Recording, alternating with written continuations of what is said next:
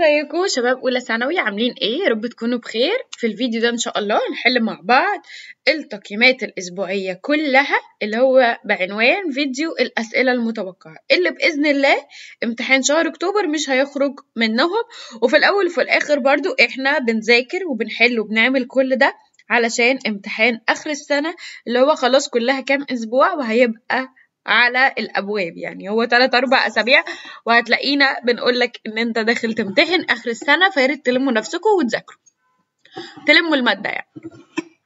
طيب السؤال الاول بيقول ايه؟ بيقولك choose the correct which of the following do sea bottom fish do to adapt the oxygen in their surrounding environment. طبعا انتوا عارفين ان السمك الاكسجين عنده قليل، فهو بيقلل عملية حرق الاكل اللي هي عملية الميتابوليزم علشان يوفر الاكسجين او احتياجه للاكسجين. بصوا يا ولاد، المذاكره بتاعت ليسون 6 و7 و8 و9 انا منزله لكم مراجعه حلوه قوي على اكتوبر، ولو انتوا عايزين الشرح التفصيلي فهو موجود على منصه البايو دي، فتقدر تتوصل بينا يعني على بيج الفيسبوك عليها الرقم 010.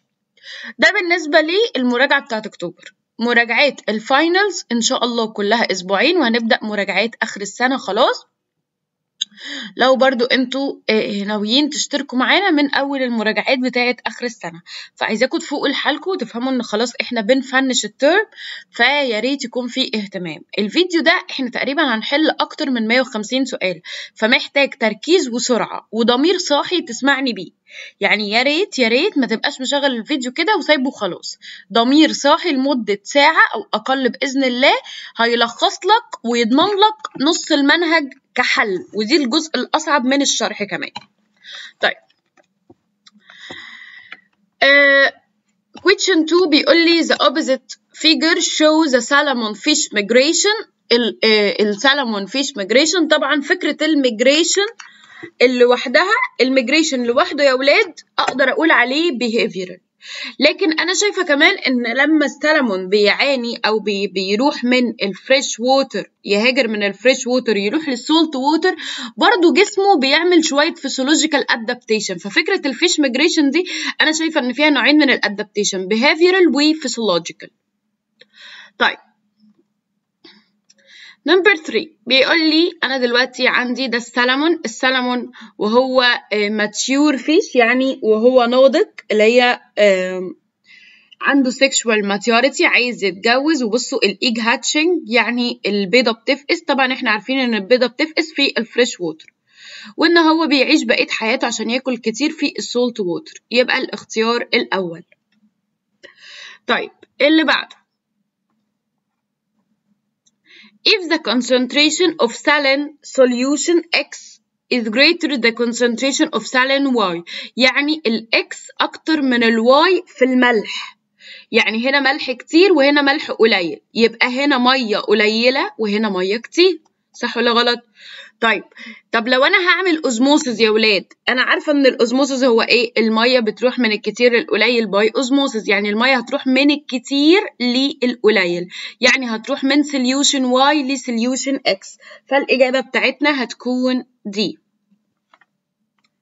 طيب Number 5 amoeba adapted to the low osmotic pressure which component perform each of the following. يعني الأميبا عندها ايه؟ طبعا عندها contractile vacuole تخرج المية الزيادة، وعندها البلازما ممبرين اللي هي الغطاء الخارجي بتاعها. Number 8. السؤال اللي بعده 6 بيقول osmotic adaptation of an adult salmon allow them to الosmotic adaptation. طبعا هل السلمون، ما انا لسه قايله لك اكيد السلمون لما هيهاجر للميه المالحه اكيد هيبدا يخرج البيبي بتاعه فيه ملح اكتر، هيعمل physiological adaptation، يبقى هيبدا يخرج السولت او هيروح من السولت ووتر للفريش. ثانيه واحده. Osmotic adaptation of the adult salmon allow them to remaining in salt water. لا هما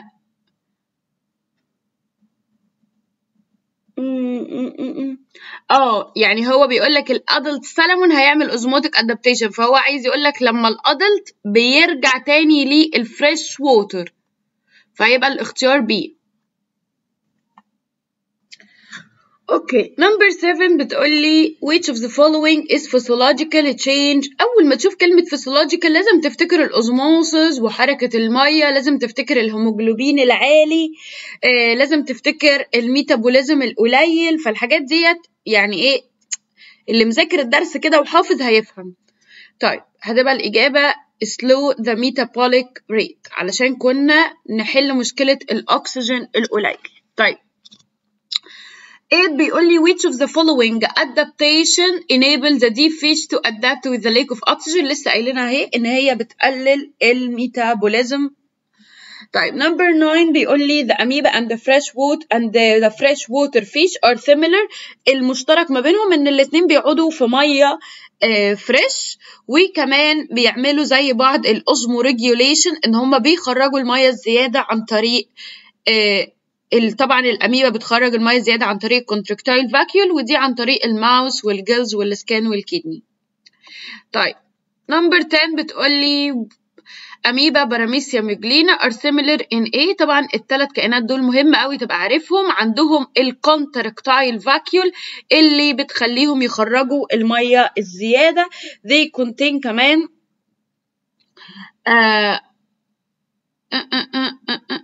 أول واحدة هي اللي صح. طبعا دول مش مالتي سيلولر، لا دول يوني سيلولر لأن هم معمولين من وان سيل.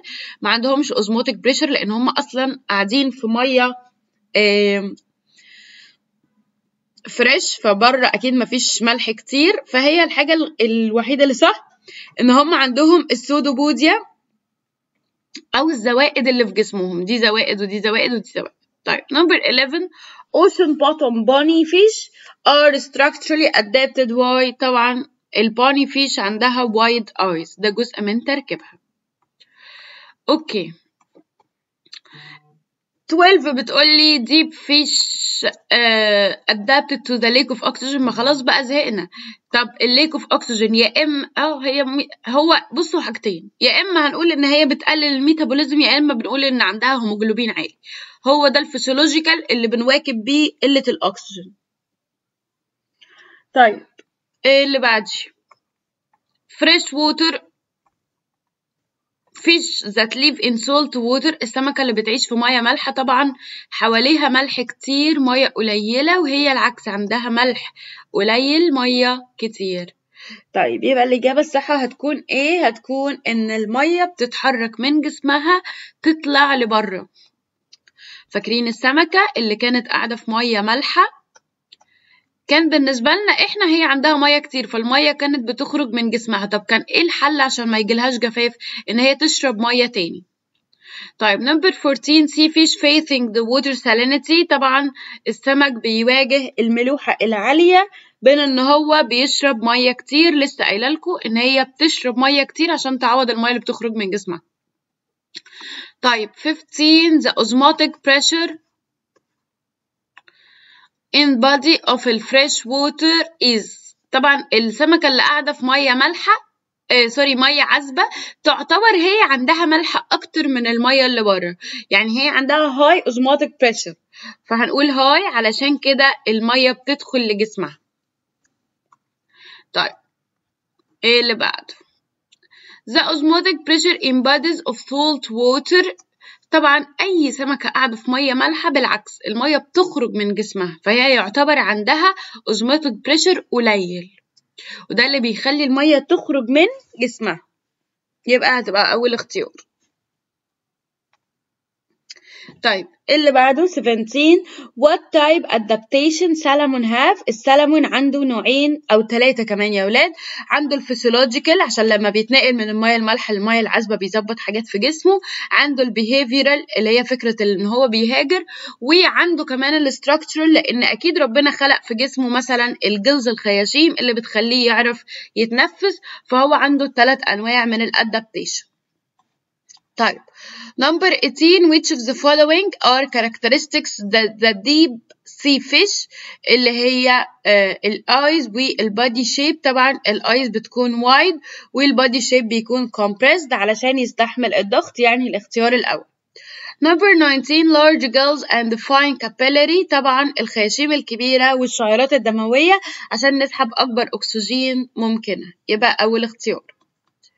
طيب بعد كده what is the environment in which each of the following occur for the salmon. طبعا السلمون أول ما بيتولد في الريفر، بعد كده بيعيش في السي، بعد كده بيرجع يخلف في الريفر، يبقى أول اختيار.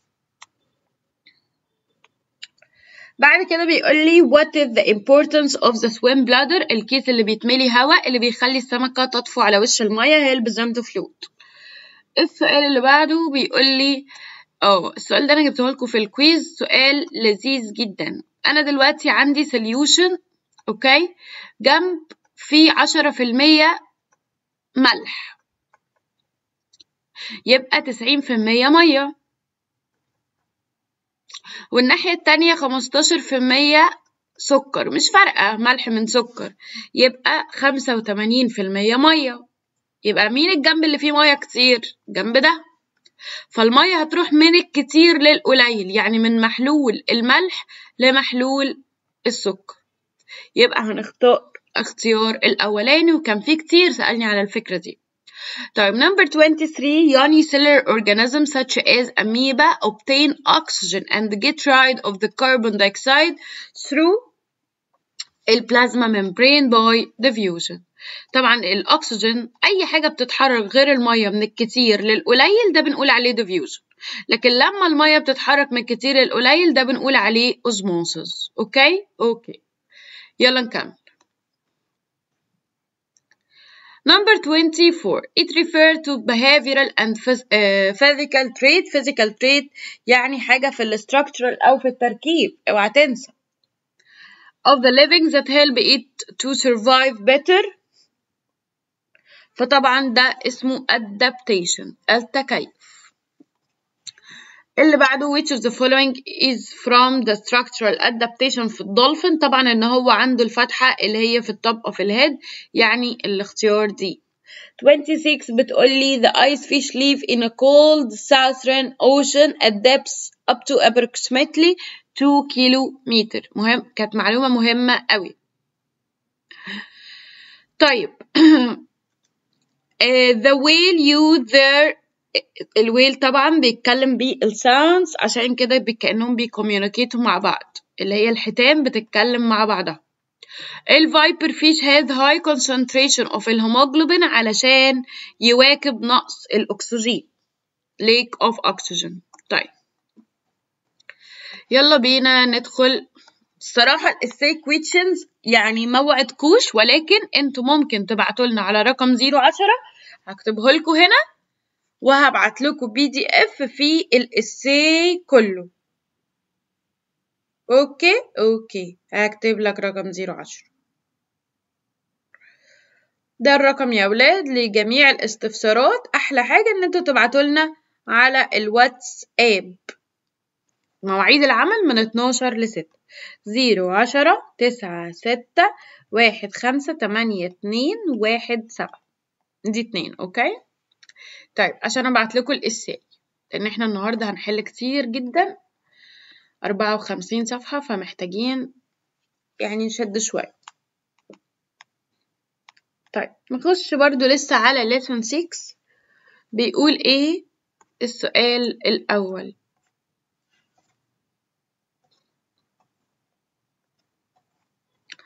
بيقول لي which of the following distinguishes the fish أو الدولفين from the ice fish. طبعا الدولفين يا ولاد ما عندوش خياشيم، لكن السمكة عندها خياشيم. كنا بنقول إن الدولفين عنده إيه؟ عنده الفتحة اللي اسمها البلو هول اللي بيتنفس منها. أوكي؟ فهنقول the presence of snorkels اللي هي الفتحة اللي هي اسمها blue hole. طيب which of the following is true about the salmon؟ طبعا السلمون وهو adult بيبدأ يرجع تاني للريفر علشان يخلف، فهنقول P. 3 بتقولي أنا دلوقتي عندي metabolic rate اللي هي سرعة الهضم. طبعا السمكة بتقلل الميتابوليزم خالص علشان ما عندهاش أكسجين كتير، فالاختيار هيبقى B، إن هو بيقولك السمك هيعمل إيه؟ هيقلل الميتابوليزم خالص. طيب Which of the following happen to an amoeba when its contractile vacuole is removed؟ طبعا الأميبا بتخرج المية الزيادة عن طريق contractile vacuole، فلو احنا شلنا contractile vacuole الأميبا المية فيها هتكتر قوي قوي قوي، ولما المية هتكتر قوي قوي قوي معناها ان الملح هيقل قوي قوي قوي، يعني الأوزموتيك بريشر هيقل قوي، لأن الأوزموتيك بريشر ده متعلق بوجود الملح.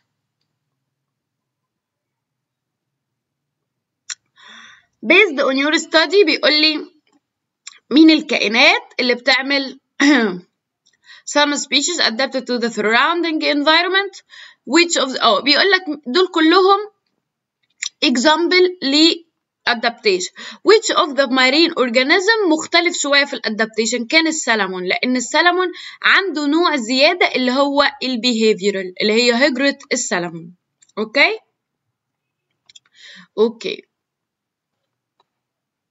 factors that lead behavioral adaptation. ايه الحاجات اللي بتساعد في behavioral adaptation؟ اللي هو الريبرودكشن، لان هو لما كان بيحب يخلف كان بيرجع تاني للمية العذبة. طيب which of the following is common factor between the structural and the physiological adaptation؟ ايه common factor في high pressure؟ طيب السؤال ده بالنسبة لي حلو قوي يعني. 8. Which of the following organism demonstrates the structural adaptation that distinguish؟ مين فيهم عندها structural adaptation قوي؟ الدولفين، لأن الدولفين ما كانش عنده خياشيم.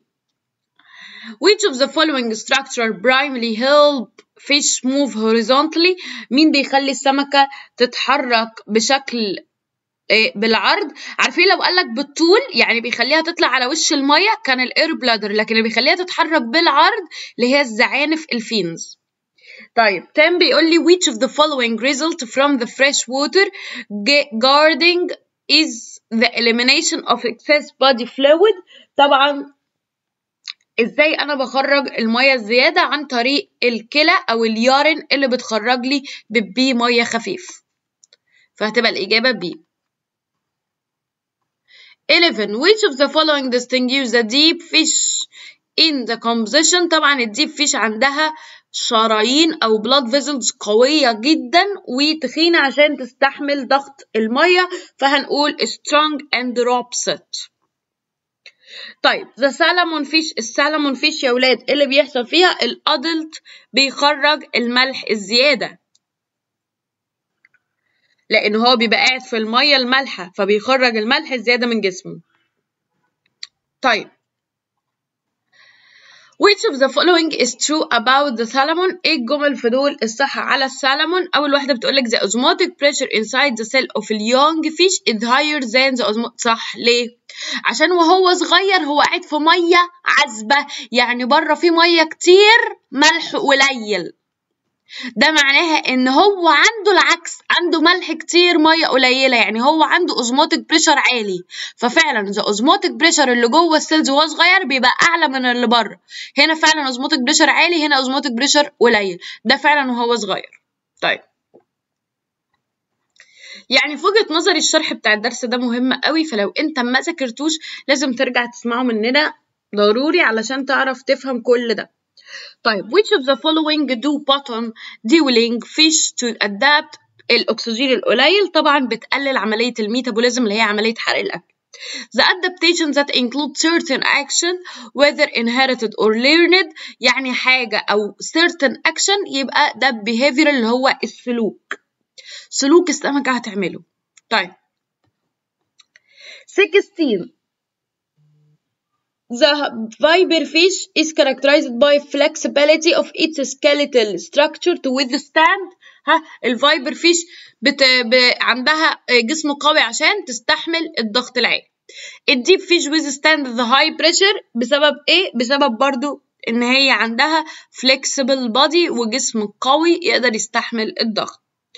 بعد كده آخر حاجة the migration is one of the most important. الميجريشن أو الهجرة بتحصل فين؟ في السلمون. كده نكون حلينا على الدرس السادس. تعالوا يلا ندخل على الدرس السابع. الدرس السابع اللي هو كان بيتكلم عن الأكسجين والكربون دايوكسيد ونسبتهم في المية، درس لذيذ قوي. اوكي، اول سؤال بقى بيقول ايه؟ What is the main factor that affect the amount of dissolved oxygen and water؟ طبعا هو التمبريتشر. فاكرين الأغنية لما كنا بنقول كل ما الجو بيبقى حر الجازز بتدوب أقل، فدي التمبريتشر دي حاجة بتأثر جدا على السوليوبيليتي. طيب number 2 the photosynthesis process in an aquatic producer is the source of. طبعا عملية الفوتوسينثيز بتخرج لي أكسجين، يبقى هي source of الأكسجين في المية. طيب نكمل. When water temperature rises the solubility of the oxygen، كل ما درجة الحرارة هتزيد الأكسجين الذوبان بتاعه هيقل. طيب number 4 which of the following gases from the carbonic acid when dissolved in water؟ طبعا مين اللي بيروح يعمل carbonic acid؟ الكربون دايوكسيد. كربون دايوكسيد مع الووتر هو ده اللي بيروح يعمل لك الكربونيك acid اللي هو H2CO3. طيب 4 marine organisms such as corals mollusks depend on the calcium carbonate علشان يعملوا الصدف بتاعهم، يبقى عشان يعملوا التشيل او الاكزوسكeleton. طيب 6 بيقول لي what phenomena describe the movement of gas من الهاي لللو؟ اتفقنا الاكسجين هيتحرك من الكتير للقليل، يبقى ده اسمه ايه؟ diffusion. اوكي اللي بعده Which of the following human activities directly contribute in increasing carbon dioxide؟ طبعا الإنسان بيعمل حاجات كتير قوي وحشة، مش عارفة ليه الكلب ده قاعد مدينا ظهره، بس أيا كان الإنسان بيعمل حاجات كتير قوي وحشة تخرج أو تزود الكربون دايوكسيد. طبعا اللي بيخرج كربون دايوكسيد هو الاندستريال pollution اللي هي العوادم بتاعة المصانع. Number 8 the relation between the temperature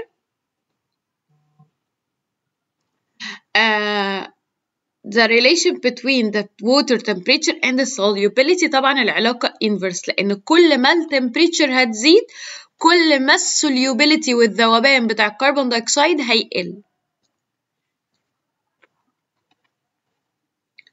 طيب in marine organisms the simple carbon ده اسمه كالسيوم كربونات. الكالسيوم كربونات هو بس عايز يسأل ده ايه؟ ده الكالسيوم كربونات، وده يا ولاد الكالسيوم باي كربونات اللي بيدوب في المية. طيب نمبر 10 بيقول لي the atmosphere is the main source of الجاز. طبعا الجاز اللي هو زي الأكسجين والكربون دايوكسيد. نمبر 11 in an artificial lake the massive fish kill observed in a very hot lake. بيقول لك في البحيرات الصناعية ليه مع الجو الحر الحاجات دي ممكن تموت، لان كل ما الجو بيبقى حر الاكسجين اللي بيدوب في الميه بيبقى اقل، فبيبقى فيه مشكله في الاكسجين فالسمك ما بيعرفش يتنفس، فهتبقى بي. طيب number 12 large amount of algae planted in a fish pond how will concentration of dissolved oxygen change over 24 hours؟ طبعا انا دلوقتي عندي الطحالب دي وفي اكسجين الصبح، كل ما النباتات دي بتعمل فوتوسينثيز عماله تخرج اكسجين، لكن هل بالليل النبات بيعمل فوتوسينثيز؟ لا، عشان مفيش شمس، فبالليل الاكسجين ايه؟ بيقل، يبقى انا الصبح هقول ان هو بيزيد وبالليل بيقل، فهتبقى الاجابه بي. طيب 13 some coral reefs suffer from phenomena knowing bleaching which is increase ocean acidity. What the direct cause؟ اللي بيزود الاسيديتي في الميه هو الكربون دايوكسيد، لانه بيروح يعمل كربونيك اسيد.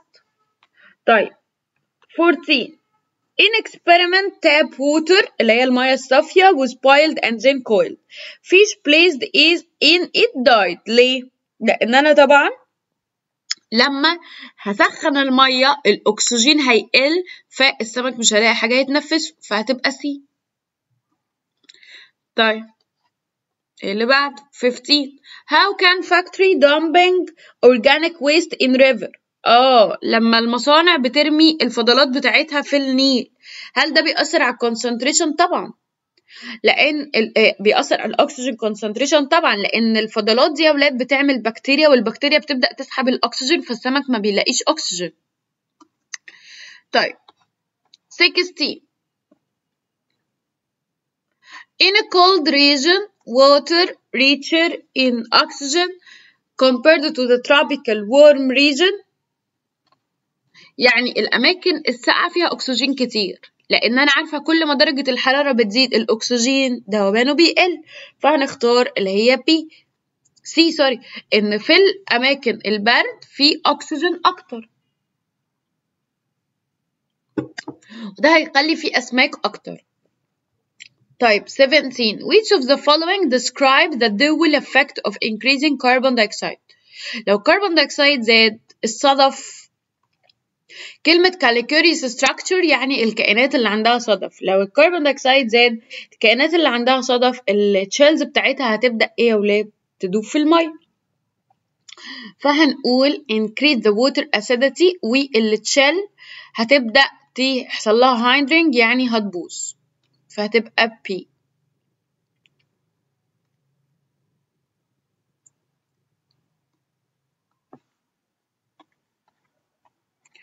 اوكي نخش على 18. why are wave and wind movement important؟ عشان كل ما الأمواج هتتحرك، هي الويف موفمنت هي الأكتر، كل ما الأمواج هتتحرك هتبدأ تقلب الأكسجين أو تجيب أكسجين من الهواء أكتر، ف they enhance the gas exchange، هيزود الجازز في المية. طيب نكمل. على فكرة احنا اللي معطلنا بجد ان احنا عمالين نقلب صفح كتير، مش عايزة أصغر الخط الصراحة. يلا. In the graph the relation between the temperature and solubility of oxygen و carbon dioxide. طبعا لما الحرارة بتزيد أو الجو بيبقى حر الجازز بتدوب أقل، بس مين بيقل أكتر من التاني؟ carbon dioxide لو انتوا فاكرين. فهنقول the solubility of both gases decrease.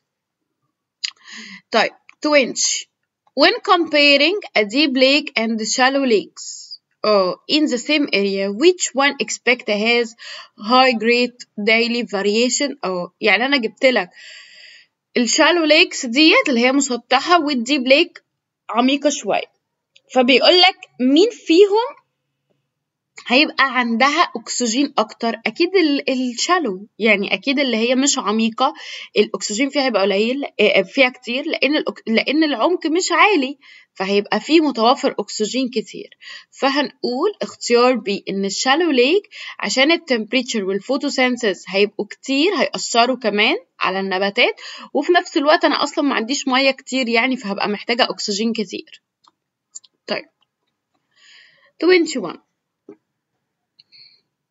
A Danish fish farm was established in closed pond. Which of the following is the most important maintaining fish survival؟ يعني مين في دول أهم حاجة علشان السمكة تعيش؟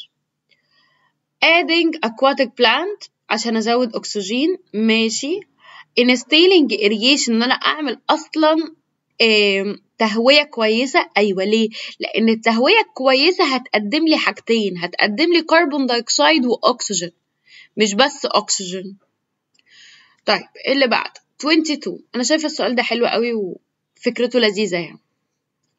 An increase in carbon dioxide in the atmosphere may benefit the aquatic plant but can be catastrophic for shellfish. يعني زيادة الكربون دايوكسيد ممكن يزود فوتوسينثيز ودي حاجة كويسة، لكن للأسف هيأثر بالسلب على الصدف طبعا، لأن هو بيخلي الكالسيوم كربونات يبقى كالسيوم باي كربونات. فالإجابة صح، لأن هيزود الفوتوسينثيز لكن هيزود الأسيديتي، فالتشيلز هتبدأ تدوب عشان هتخليها كالسيوم باي كربونات. طيب برضو سؤال حلو عجبني. 23 In balanced aquatic ecosystem how do carbon dioxide level change؟ طبعا الكربون دايوكسيد الصبح بيبقى قليل شوية لأن النبات بياخده عشان يعمل بيه فوتوسينثيز، لكن بالليل بيزيد علشان الريسبيريشن، فالإجابة هتبقى B. Number 24 If we have two identical water tank، واحد fresh water واحد salt water. مين بيبقى فيها أكسجين أكتر؟ الفريش ووتر. يبقى الأكسجين أكتر هتبقى في الفريش ووتر علشان بيبقى فيها مساحة تستوعب أكسجين كتير. طيب إيه اللي بعده؟ Some fish like salmon migrate من ال cold oxygen rich river to lay its egg. Why؟ هما بيروحوا للمية الفريش علشان فيها أكسجين كتير. صح ولا غلط؟ فهنقول because provide cold water has oxygen كتير، فده هيساعد الأطفال الصغيرة، أو يعني هما لما يروحوا يرموا البيض بتاعهم هناك والعيال الصغيرة هتتولد هتلاقي أكسجين كتير في الفريش ووتر. طيب عشان كده هما بيرجعوا يولدوا في الفريش ووتر. طيب تعالى ندخل على موديل A. بيقول لي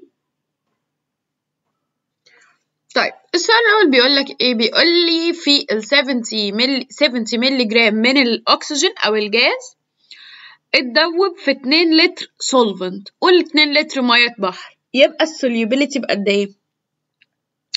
طيب بمنتهى البساطة أنا بحسب السوليوبيليتي ب السوليوت أو الماس بتاع السوليوت، الحاجة اللي هتدوب، على الفوليوم بتاع السولفنت. أوكي، ويبقى ده بالجرام وده باللتر. أوكي، ولكن لو أنا لقيت اليونت هنا جرام بير لتر، هي دي اليونت بتاعت السوليبيليتي عشان في حد كان سألني عليها قبل كده، لكن هو أصلا عاملها بالملي جرام، يعني أنا هاخد الرقم ده ومش هغير فيه حاجة، يبقى 70 على ال2 لتر يبقى 35 ملي جرام بير لتر. لكن لو كانت جرام بير لتر كنت لازم أبقى أحول الملي جرام للجرام. طيب number 2 all of the following are sources of the water soluble carbon dioxide. كل دول مصادر للكربون دايوكسيد. الاتموسفير، السي كريتشرز. ازاي السي كريتشرز؟ مش السمكه لما بتتنفس بتاخد اكسجين وتخرج كربون دايوكسيد؟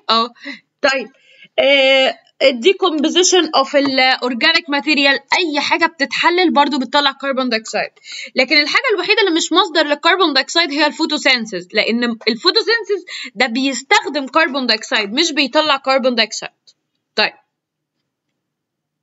اوكي نكمل 3. بيقول لي analyze the two graph، يعني بص على ال two graphs اللي قدامك دول وعبر عنه. الأولاني بيقول لك إيه؟ بيقول لي مع زيادة درجة الحرارة السوليوبيليتي بتاعت الأكسجين بتقل، ومع زيادة درجة الحرارة السوليوبيليتي بتاعت الكربون دايوكسيد بتقل، بس مين بيقل أكتر؟ الكربون دايوكسيد بيقل أكتر، فهنبقى الاختيار B. Number 4 increasing the percentage of الكربون دايوكسيد. لما الكربون دايوكسيد هيزيد اتفقنا ان ده بيعمل كربونيك اسيد فهيزود الاسيديفيكيشن وبيقلل الكالسيفيكيشن، يعني بيقلل عملية تكوين الصدفة اللي مش بتدوب، لانه بيخلي الكالسيوم كربونات كالسيوم باي كربونات، فالاجابة هتبقى B. اوكي يلا بينا ندخل على ايه ده؟ لسه في تاني؟ معلش يلا، هم 4 أسئلة. The mass of a gas should be dissolved of the cup of the pure water to form volume 0.2. يعني هو بقى المرة دي مديني السوليوبيليتي، أنا عارفة السوليوبيليتي بتساوي الماس بتاع الجاز على الفوليوم بتاع السولفنت بتساوي السوليوبيليتي، بس هو بقى المرة دي إيه؟ مديك السوليوبيليتي ومديك الفوليوم وعايزك تجيب الايه؟ الماس اوف الجاز. تمام، الماس اوف الجاز هيبقى السوليوبيليتي في الفوليوم، يعني ال 35 في ال 0.25 بتساوي كام؟ طبعا مش محتاجة اقول لكم يعني ان انتوا لازم تروحوا الامتحان بكالكوليتر، فهيبقى الفوليوم 8.75 ملي جرام، يعني اول اختيار.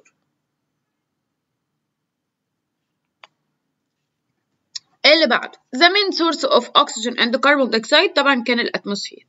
اللي بعد الحاجة اللي بتقلل لي البي اتش وتخليها اسيدك هو الكربون دايوكسيد، عشان بيروح يعمل كربونيك اسيد. اللي بعده لما درجة الحرارة بتزيد السوليبل. انا حاسة ان الاسئلة بتتكرر عادي، افكارك يعني هي متقلقوش.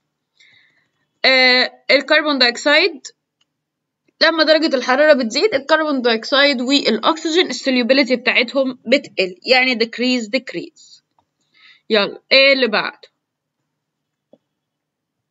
اهم حاجة بس ان احنا منسيبش سؤال فيه فكرة ما نعديش عليها. موديل سي بيقول لي the volume of resulted solution is 60. هو عايز الفوليوم المرة دي وهو مديني الماس ومديني السوليوبيليتي. نفس الكلام، السوليوبيليتي بتساوي الماس على الفوليوم. طيب فاكرين لما كنت بهزر معاكم اقول لكم شبه الدنستي ماس على فوليوم؟ المهم المرة دي مديني الماس اللي هو 60 مللي جرام ومديني السوليوبيليتي اللي هي ب 40. حط ده على ده تعرف 60 divided ال 40 هتبقى بتيكوال 1.5 لتر، وهو باللتر وجايب هنا باللتر. تمام سهل. نمبر 2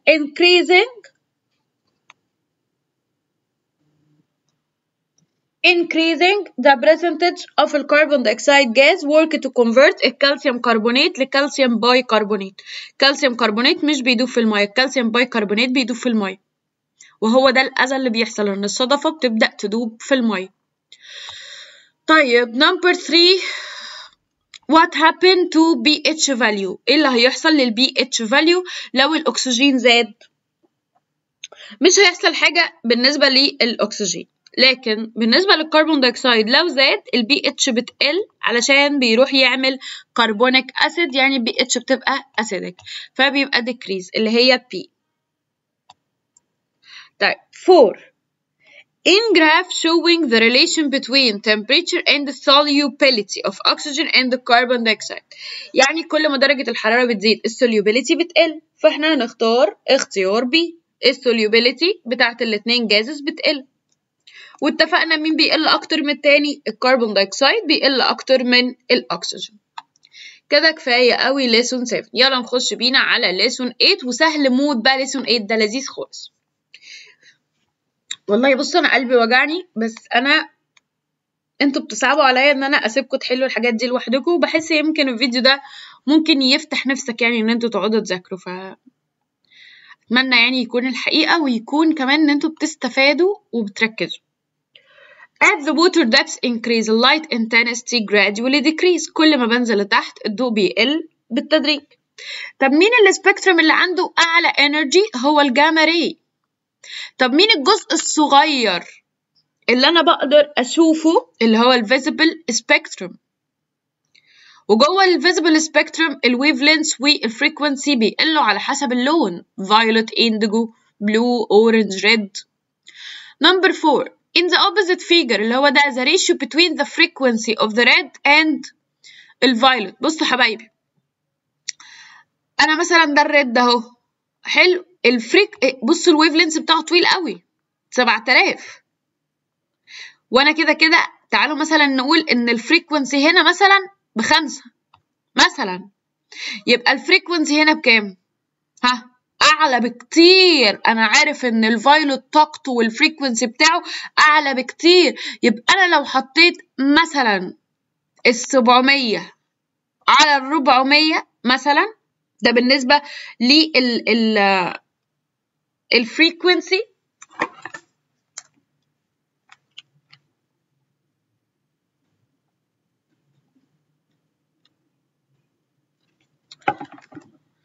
بص هو عايزك تفكر فيها ازاي. هو كاتب لك هنا ده ويف لينث عشان بس تبقوا فاهمين قصدي، ده ويف لينث يا ولاد، ده الويف لينث، ده الويف لينث ماشي. فلو الريشيو ما بينهم 7/4 بالنسبه للويف لينث، انت عارف ان الفريكونسي عكس الويف لينث، يعني ده اللي عنده كده اعلى فريكونسي كانها 700 بس بالهرتز فريكونسي، وكأن ده عنده 400 هرتز، يبقى الريشيو هتبقى ايه يا ولاد؟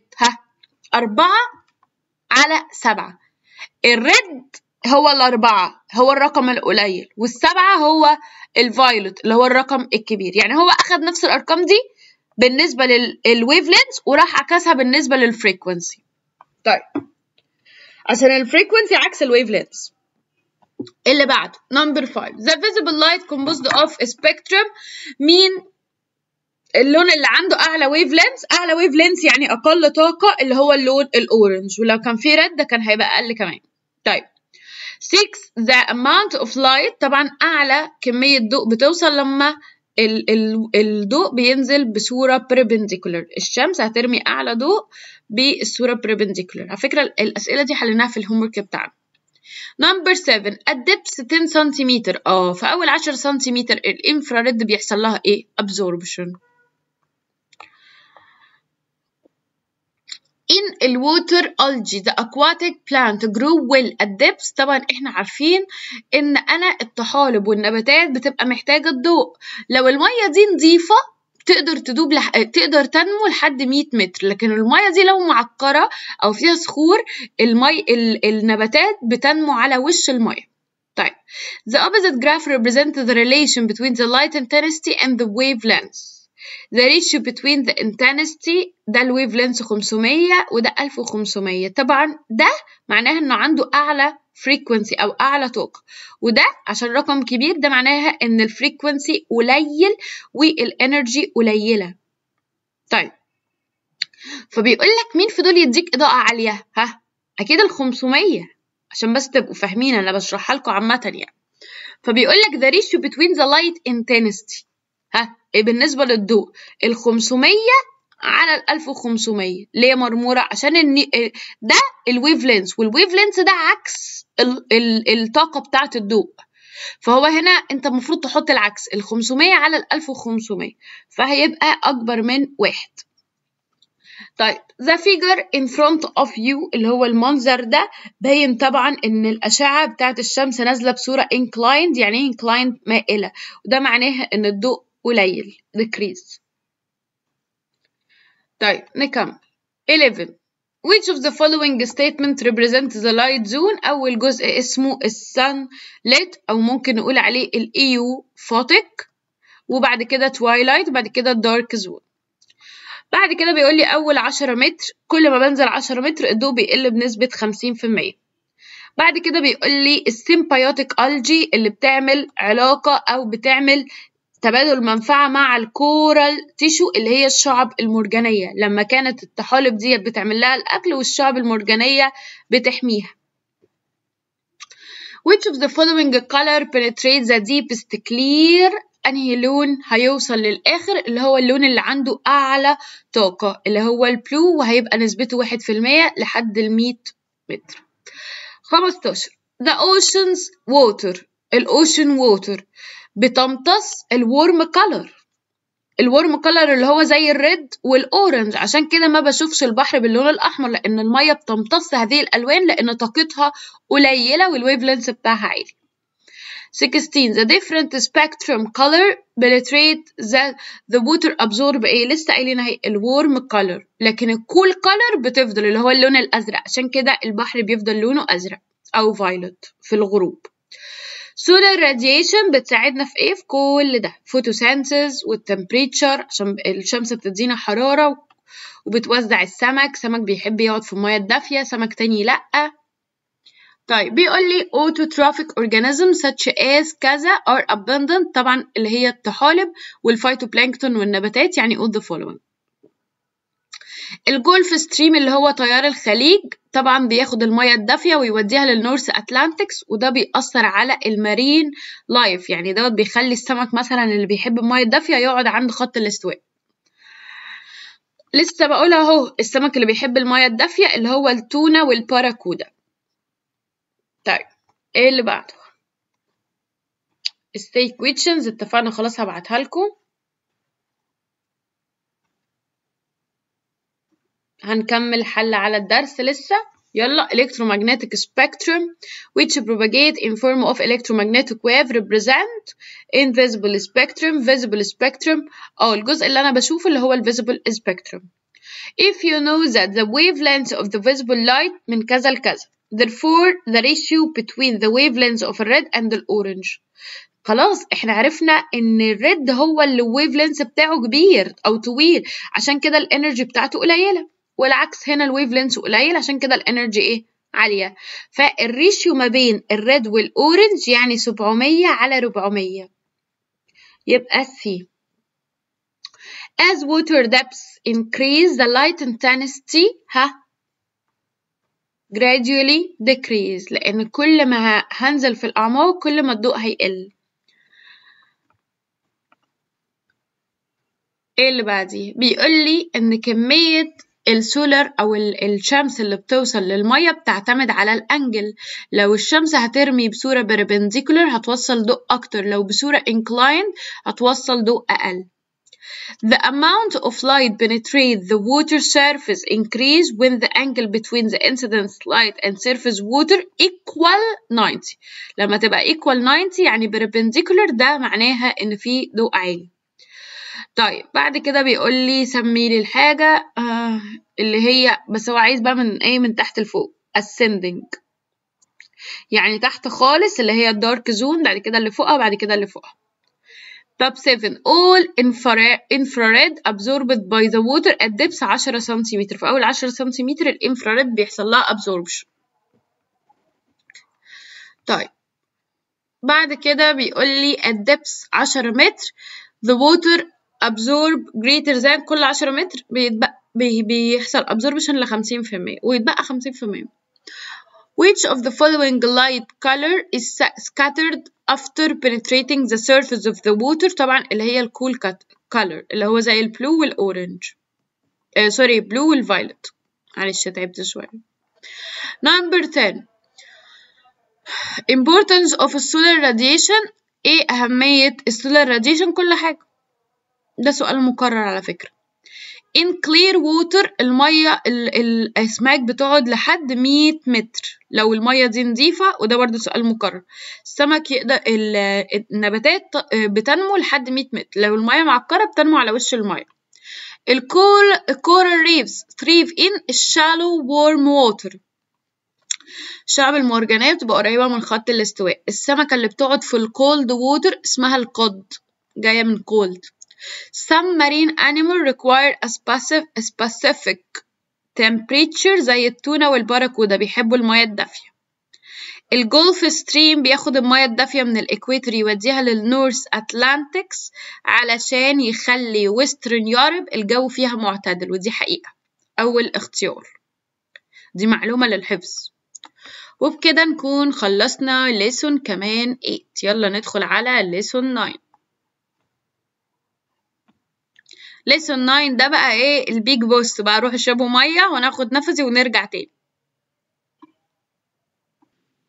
السؤال الاول بيقول ايه؟ بيقول لك choose the following. مين في دول بيكون يعتبر fluid او بيحصل له flow في اي كونتينر؟ طبعا هو الليكويد والجاز. Number 2 بيقول لي which of the following can be compressed. مين الحاجة اللي أقدر أضغطها؟ هو الجاز only. الليكويد ما بعرفش أضغطه لأنه عنده definite volume. هات إزازة مليانة مية وحاول تضغطها تلاقيها طرشقت في وشك. Number 3 which of the following measuring unit of the pressure. مين في دول measuring unit للبريشر؟ هي البي نيوتن بير متر سكوير و ATM، وكان في 3 كمان غيرها. طيب نمبر 4 بيقول لي 2.5 ATM ازاي احولها للنيوتن بير متر سكوير؟ بمنتهى البساطة هنقول انها تايمز 10 باور 5. تعالوا كده نحسبها. فانا هقول 2.5 ATM عشان احولها للنيوتن بير متر سكوير. هعمل ايه؟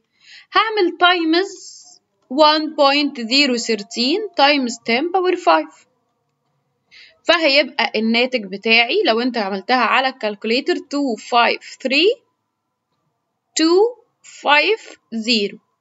يعني انهي واحدة في دول يا مرمورة؟ دي. اوكي نكمل. تعالى يعني ممكن تفك دي كده على الكالكوليتر برضه اوريها لكم او افهمها لكم اكتر. 2.53 تايمز 10 باور 5 هتلاقوها بتساوي ايه؟ تلاقيها بتساوي 253,000. فهي دي بتساوي دي، اوكي؟ او هي لكن باور 4 دي هتلاقيها اقل صفر. طيب نمبر 5 if the measure at a point inside liquid equal كذا then it's equivalent لكام ATM. عايز بقى العكس، ان احنا ناخد النيوتن بر متر سكوير ونحولها لل ATM. يبقى وقتها انا هعمل divided 1.013 times 10 باور 5. يلا بينا. الرقم اهو 4.052 times 10 باور 5 اوكي divided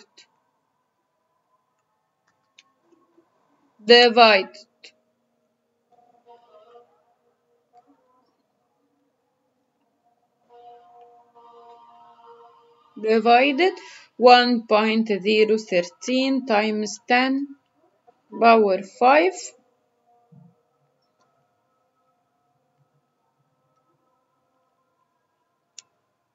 هتبقى الإجابة 4 ATM.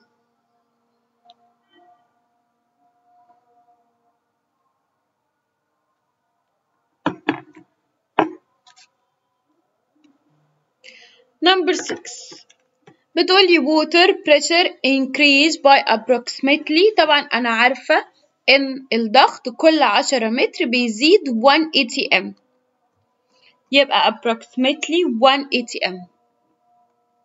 اللي بعده some animal can dive at depth 0. kilometer. What is the total pressure with the stand؟ طبعا هم لو بيعوموا على عمق 0.5 اوكي، يعني تقريبا النص كيلومتر ده اوكي يعني 50 متر. طب هم لو بيعوموا على 50 متر 500 متر، ال 0.5 كيلومتر هعملها تايمز 1000 عشان احولها للمتر، فهتبقى 500 متر. طبعا في ال 500 متر دول في كام 10؟ اعمل ديفايد 10 كده، يعني 50 عشرايه. في كل 10 بزود 1 ATM، يبقى انا عندي 50 ATM، واصلا الضغط الجوي بواحد، يبقى 51 ATM. طيب 8 بيقول لي what is the greatest effect on increasing the pressure at point inside a static liquid increasing the density. كل ما بنزل او كل ما الدنستي بتزيد كل ما البريشر يزيد، كل ما الدبس يزيد اللي هو الهايت اللي هو الاتش كل ما البريشر هيزيد برضه. طيب لسه قايلها لك اهو، بيقول لي مين في دول اعلى بريشر؟ بمنتهى البساطه كل ما العمق يزيد كل ما الاتش يزيد كل ما البريشر يزيد. مين اعلى عمق؟ الاي، بعدها السي، بعدها البي، بعدها الدي، ودي برضه حليناها في الهومورك كان الاجابه سي. نمبر 10 What is the importance of an unsaturated fatty acid؟ دي طبعا بتعمل لي السيل ممبرين وبتخليها تستحمل الضغط، يعني maintain الفلويدتي of الممبرين. نكمل. جروب A في الأسئلة. fluid include طبعا liquid وجاز، سؤال مقارن. السؤال اللي بعده A liquid has a pressure at any point it's equal to the weight على الاريا. فاكرين لما كنا بنقول pressure بيساوي weight على area. طيب ال 2 ATM بتساوي كام نيوتن بير متر سكوير؟ هعمل ال 2 times 1.013 times 10 باور 5 ونحطها في البراكتس، فهتبقى 2 times 1.013 times 10 باور 5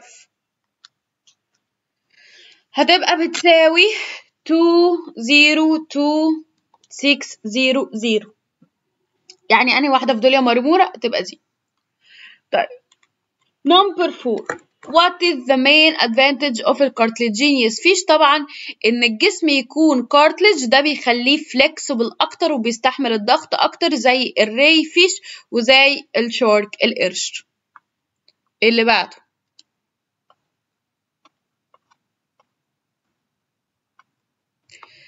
الدياجرام اللي قدامي بيقول لي if we know that the density of x ده مقالي نحله مش هنخسر حاجة.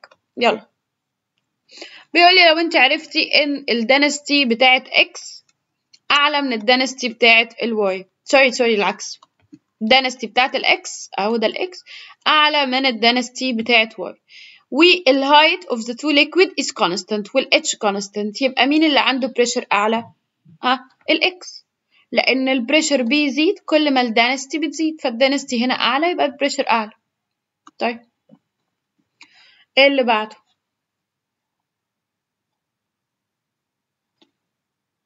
All the following are properties of the gaseous substance except طبعا هل الجاز عنده شكل أو فوليوم محدد؟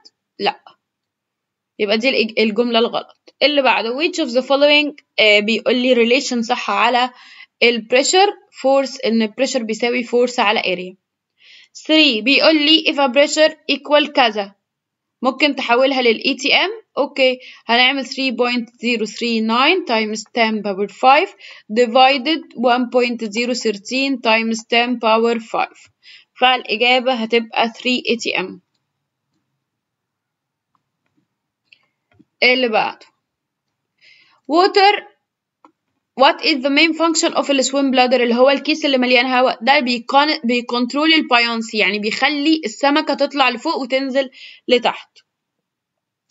بيقول لي هنا مين اللي عندها أعلى بريشر؟ ال3 ومين اللي عندها أقل بريشر؟ 1 لأن كل ما العمق هيزيد كل ما البريشر هيزيد. هو هنا عايز الهايست بريشر فأنت هتقول 1 أقل من 2 أقل من 3 كل ما العمق هيزيد كل ما البريشر هيزيد. ده برضو سؤال مقولي. الحمد لله آخر سلايد.